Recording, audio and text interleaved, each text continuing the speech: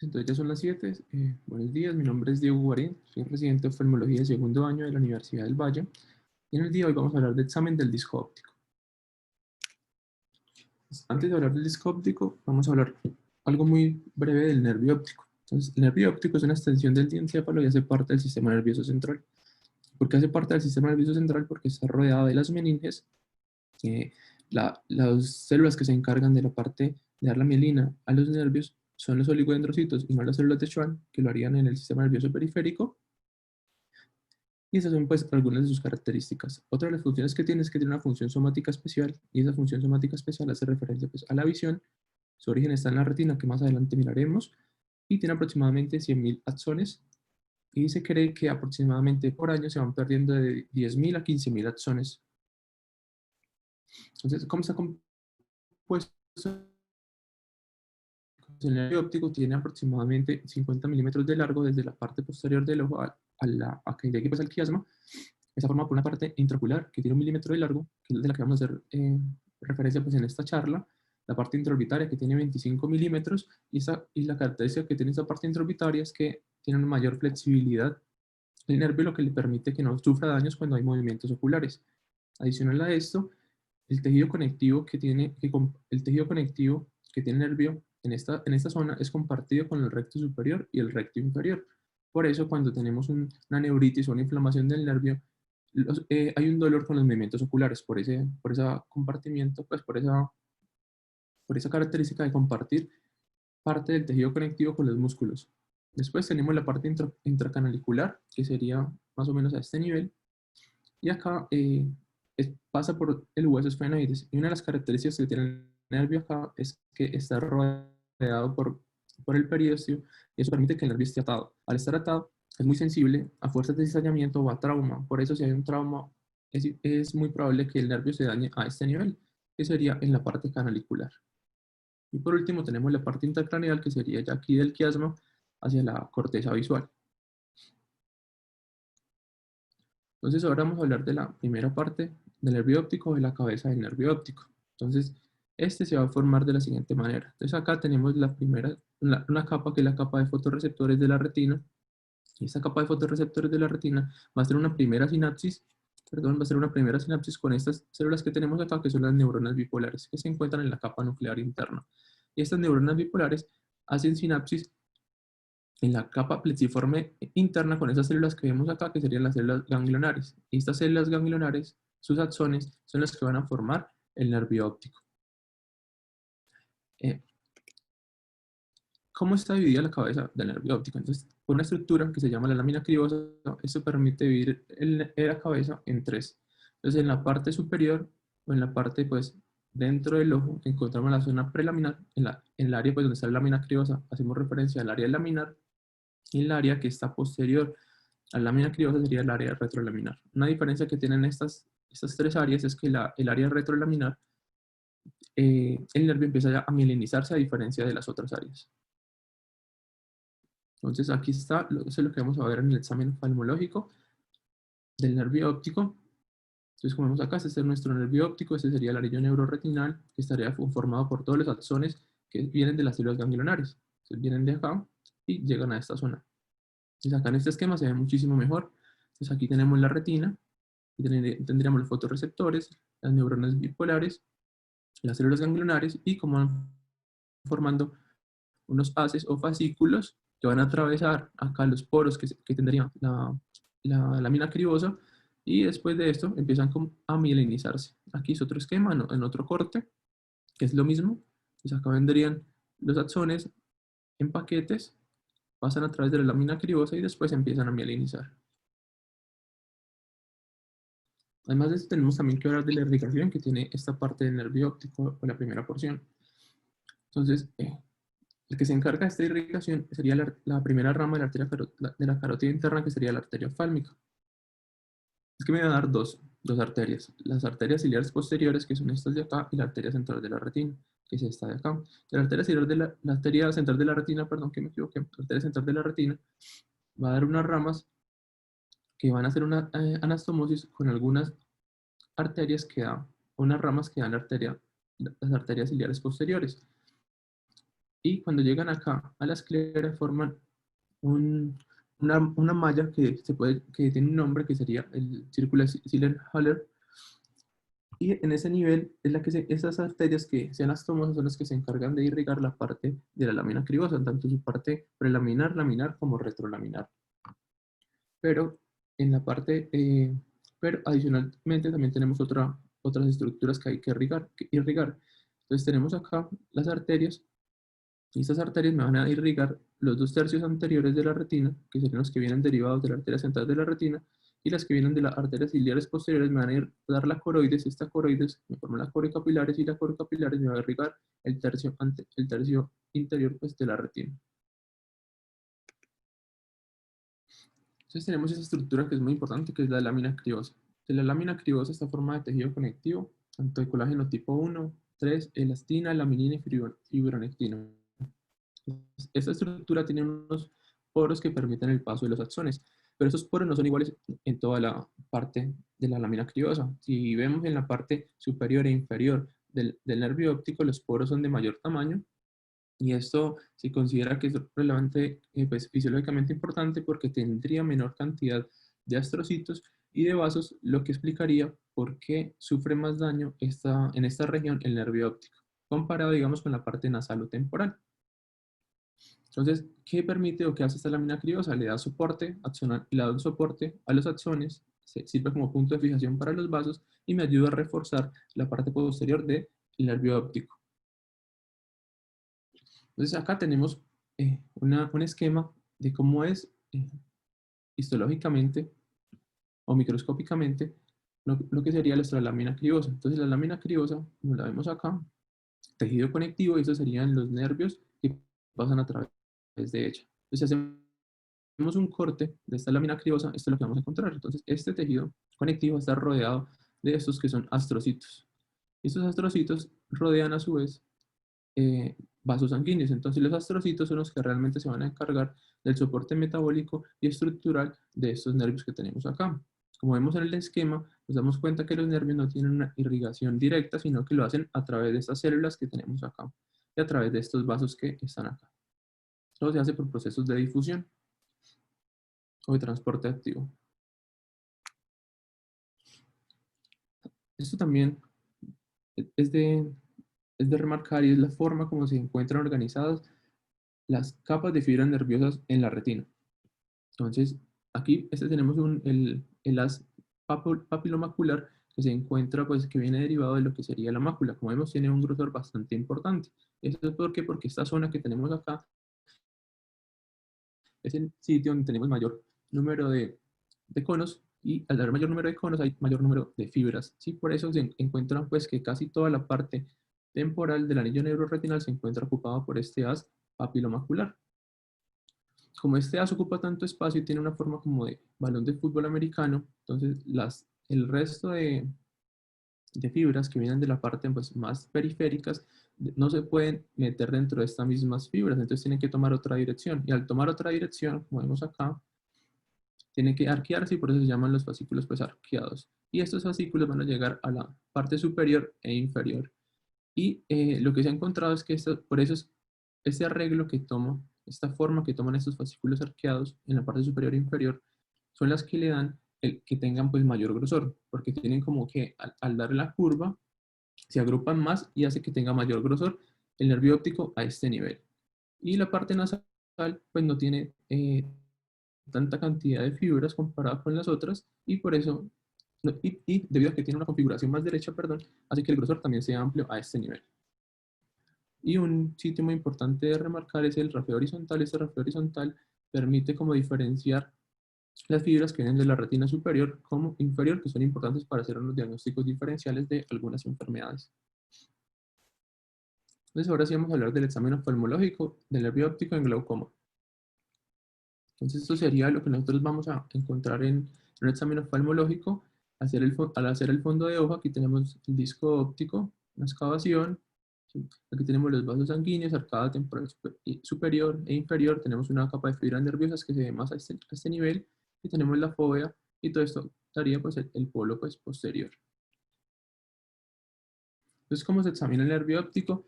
El nervio óptico se puede examinar con un oftalmoscopio directo, directamente con la lámpara hendidura, con la ayuda de unos lentes de altos dioptrías o de una oftalmoscopía indirecta. Entonces, cuando utilizamos el oftalmoscopio directo, tenemos una ventaja sobre las otras dos.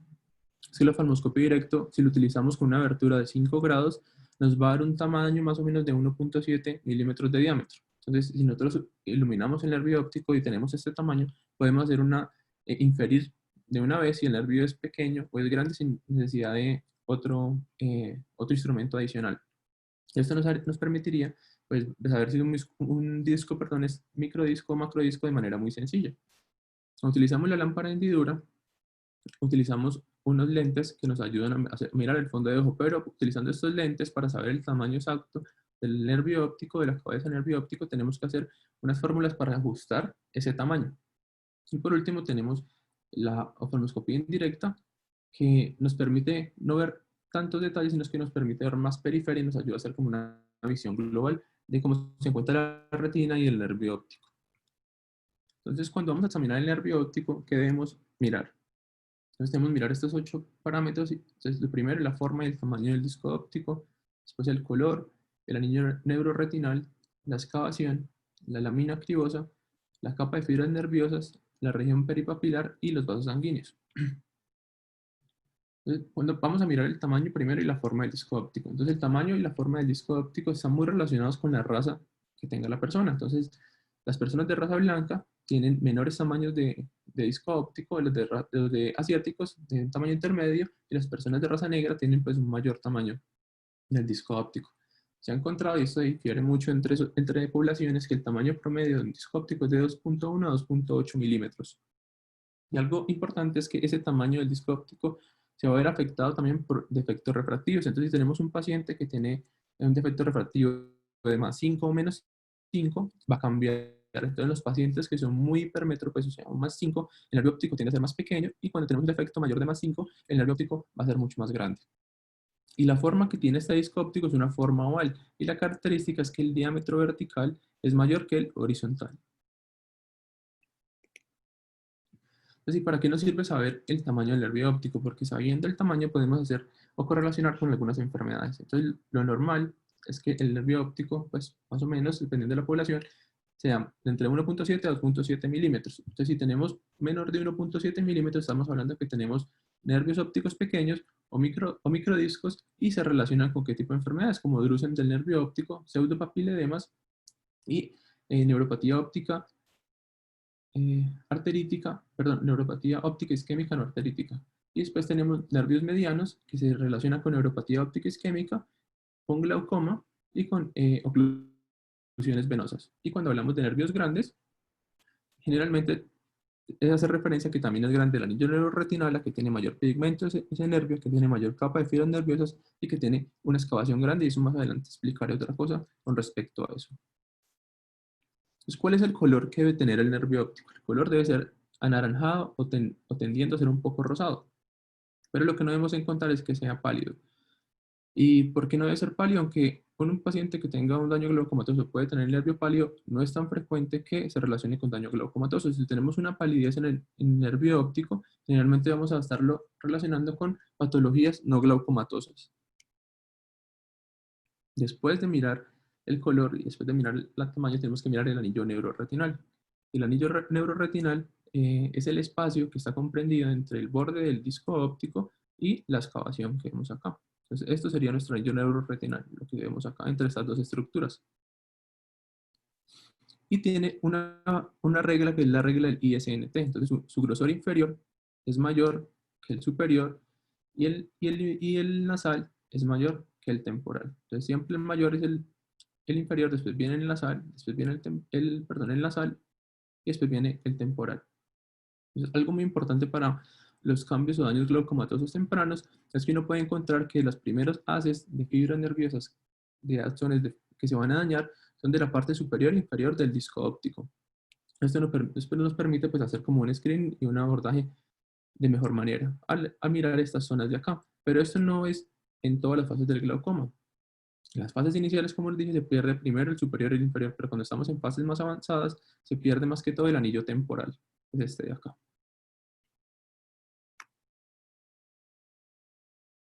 Entonces acá lo que quiero mostrarles es cómo va cambiando el anillo neuroretinal a medida que el paciente va teniendo un daño glaucomatoso. Entonces en la primera imagen vemos un disco óptico con un buen anillo neuroretinal y a medida que va su enfermedad progresando vemos que va aumentando la excavación y al aumentar la excavación esto de acá se va perdiendo, que es el anillo neuroretinal. Y ahí cuando vemos acá ya prácticamente el anillo neuroretinal está muy comprometido, o acá pues que hay un defecto mucho mayor en la zona temporal y como vemos la parte nasal se tiende un poco a conservar.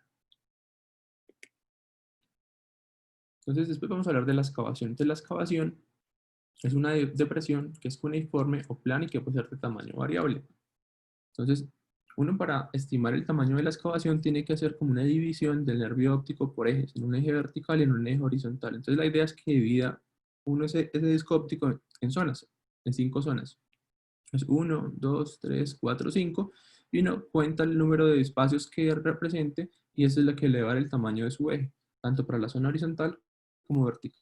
Entonces, lo que se encuentra es que la excavación generalmente es igual en ambos ojos. ¿Sí? Entonces, si uno ve una excavación diferente en ambos ojos, pues le puede uno alertar de que el paciente puede tener un daño de algún tipo y que hay que estudiarlo. Pero si uno encuentra que la excavación es diferente, también tiene que mirar cómo es el tamaño del disco óptico, porque si el tamaño del disco óptico en un ojo es un disco pequeño y en el otro ojo es un disco grande, y vemos que las excavaciones están pues adecuadas para el tamaño del disco óptico, pues no habría por qué alarmarlo, solo si son tamaños de disco similares.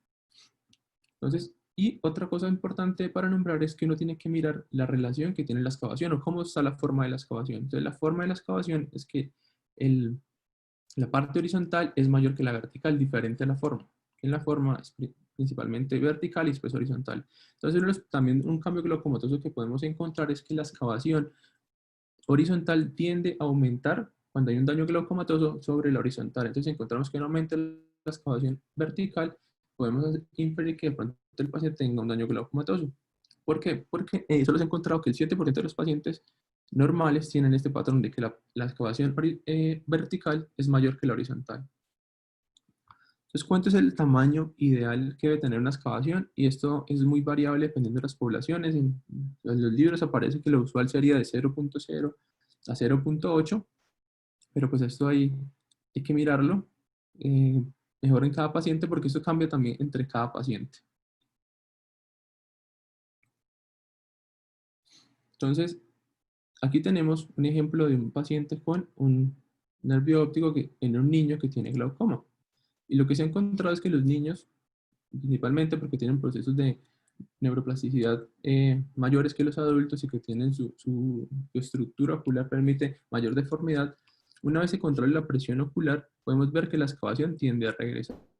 ¿Sí? En los adultos esto casi no pasa o pasa muy raramente y en parte porque cuando el paciente tiene daño glaucomatoso ya ha perdido gran cantidad de capas de células de fibras nerviosas y por eso pues el paciente no va a recuperar la excavación o va a seguir aumentando. Entonces, como les dije anteriormente, la simetría en la excavación debe ser menor o igual a 0.2. Entonces, esto es lo que les quiero recordar. Entonces, aquí tenemos un nervio, un microdisco, un nervio pequeño. Aquí esto es un nervio mediano con una excavación mediana. Este es un nervio grande con una excavación grande. ¿Por qué es importante esto? Porque un paciente, si uno lo encuentra de esta manera, así tenga, al tener un nervio grande y una excavación grande, no quiere decir que sea glaucoma, es un nervio que está normal. Y eso pues hay que tenerlo presente para no hacer sobrediagnóstico de glaucoma. Y en nervios pequeños tenemos que ser como más juiciosos y si vemos un nervio pequeño, así tengo una excavación pequeña, hay que mirar si la excavación es suficientemente grande para ese nervio, porque ahí sí podríamos estar hablando de un daño glaucomatoso. Porque como los nervios pequeños tienen menores cantidad de capa de fibras nerviosas, tienen menor cantidad de axones, entonces si cualquier daño, cualquier aumento de la excavación podría reflejar un daño glaucomatoso. Entonces es importante no pasar o dejarnos pasar estos pacientes. Estas son algunas de las formas que podemos encontrar del nervio óptico con respecto a la excavación. Entonces, acá tenemos el notch o escotadura, que es acá, como vemos acá, está en aumento pues, vertical de la excavación. Esto también es un daño que nos permite orientar hacia un daño glaucomatoso que aumenta la excavación, como les mostré en las anteriores diapositivas. Vemos acá que se pierde el anillo neuroretinal y acá, en la última, que es un daño ya glaucomatoso muy avanzado, en el cual hay una pérdida del anillo neuroretinal, ¿sí? Entonces, esta es la transición que sufre un nervio óptico de un paciente que está sano, pero como a medida que va progresando esa enfermedad, se va perdiendo anillo neuroretinal, vamos acá y se va aumentando la excavación. Mira acá, la excavación va creciendo, se va disminuyendo el anillo, continúa, hasta que llegamos a un momento en el que la excavación es suficientemente amplia y el anillo neuroretinal, como vemos acá, ya está perdido y solo se encuentra un remanente nasal.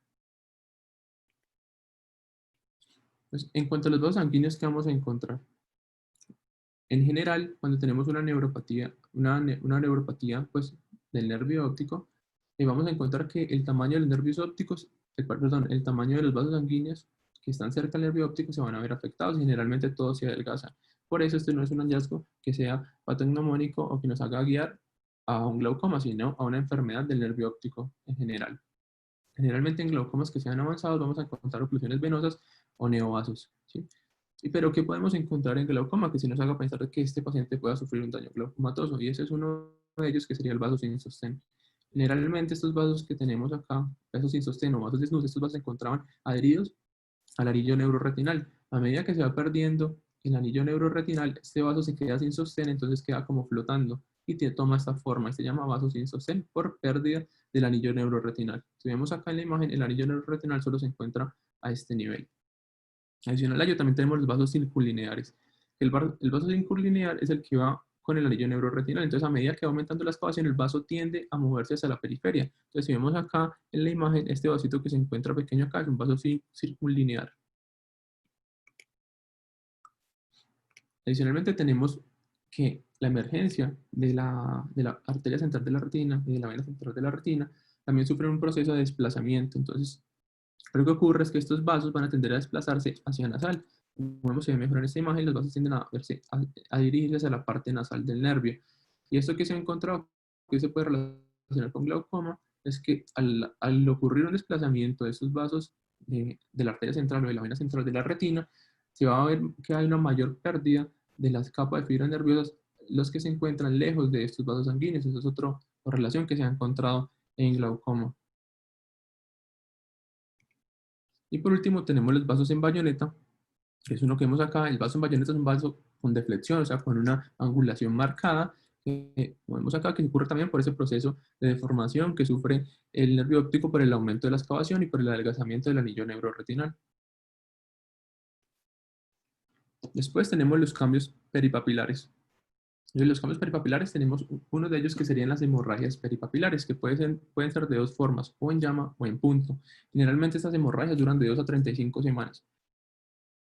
Algo muy importante es que es un hallazgo clínico que tiene pues una relevancia importante por lo próximo que voy a explicar, pero que se ha encontrado que es muy difícil de observar y en alguna serie de casos y en algunos estudios se ha encontrado que solo el 16% de los expertos, o sea, glaucomatólogos, en muchas ocasiones los pueden identificar y que la mayoría de veces que se identifica son en pacientes a los que se les hacen fotografías de nervio óptico. Por eso, por eso es importante tener fotografías de nervio óptico, porque hay algunos hallazgos que se nos pueden pasar con el examen oftalmológico directo. Entonces, generalmente estas hemorragias que vemos acá duran más o menos de 2 a 35 semanas. No se van a observar más que todo en glaucomas en estadios iniciales de la enfermedad, no en estadios avanzados, porque cuando hay estadios avanzados ya no hay tanta capa de fibras nerviosas y por eso ya no se ha encontrado pues, que no se ven tan frecuentemente. Se asocia más que todo a glaucoma de presión normal y es un hallazgo que si se encuentra, es probable que el paciente pueda tener un proceso de una hipertensión ocular o un proceso de que posteriormente lo lleva a un glaucoma. ¿Y esto por qué? Porque se ha encontrado que muy poca cantidad de población, del 0.8 al 1.4% de la población, presentan este hallazgo.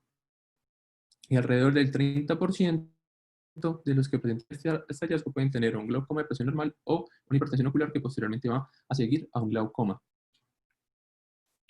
Algo también que hay que remarcar de este hallazgo es que este hallazgo me puede representar antes de que el paciente lo experimente un defecto en el campo visual. Entonces, lo que se ha encontrado es que si un paciente tiene una hemorragia a este nivel, más o menos a las 8 o 6 semanas, entre 6 a 8 semanas, en esa misma zona es que se va a presentar un cambio o un daño en el campo visual. Entonces, también nos predice de alguna manera un daño en el campo visual y por eso también son importantes detectarlos clínicamente. Generalmente, donde se van a encontrar principalmente estos daños en la parte inferior temporal y en la parte Estas hemorragias parten en la parte temporal inferior y en la parte temporal superior.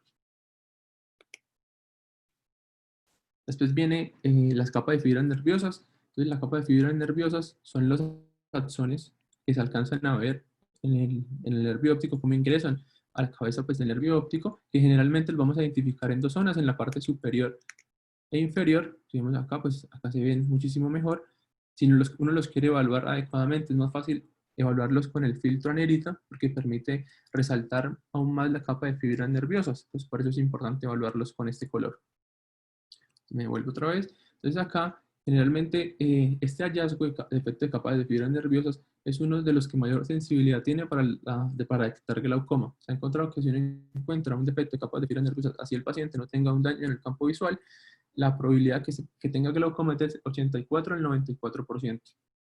Entonces, ¿cómo se va a apreciar ese efecto de capas nerviosas? Como vemos acá, como un abanico, que vemos acá, como un abanico negro hacia este nivel. Generalmente los cambios que vamos a encontrar los vamos a encontrar cerca de la cabeza del nervio óptico, porque si encontramos este abanico en la parte de las arcadas, se llama distal, el nervio óptico se cree más o menos de dos tamaños de disco, o sea, más o menos a este nivel. Si encontramos este mismo hallazgo, puede que no sea un defecto de capa visual, sino que sea que los haces están más separados y puede ser un hallazgo normal, entonces también hay que tenerlo presente. Por último, vamos a hablar de la atrofia peripapilar. Entonces, la atrofia peripapilar se observa en ojos que sean normales o en ojos que tengan cambios glaucomatosos. Lo que hay que identificar de esa atrofia peripapilar es qué tipo de atrofia tenemos, que pueden ser de dos tipos. Una alfa, que sería la más externa, que es esta negrita que vemos acá, y una beta, que es más blanquita, que sería esta de acá. ¿Y qué representa cada atrofia? Entonces, la atrofia alfa me va a representar zonas de hipopigmentación e hipopigmentación del epitelio pigmentario de la retina, y la zona beta me va a representar zonas que hay ausencia de epitelio pigmentario y de fotorreceptores. Entonces, el hallazgo importante de la zona beta. Por eso, la zona alfa no puede tener un significado patológico, pero la zona beta sí.